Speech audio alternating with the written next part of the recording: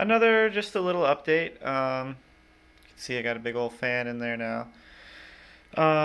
So as you may know, since this tank's inception, I have this little port up here, and that used to be the exhaust vent. So that blew hot air out, sucked hot air from the top of the tank and exhausted it out.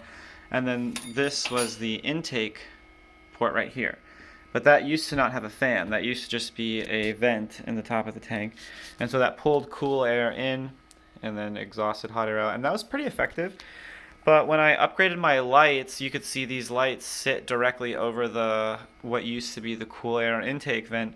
And so that pretty much negated any like cooling effect that was being achieved by that vent because they're just sucking in hot air from the, right below the hot light.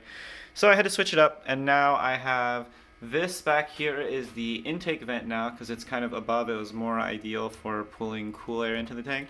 So that's my intake vent. This is the exhaust vent right here, so that's blowing hot air out. And that's how it works. So it's kind of just the reverse, and then instead of passive intake, I have active intake and active exhaust. And then this guy is just for general air movement in the tank.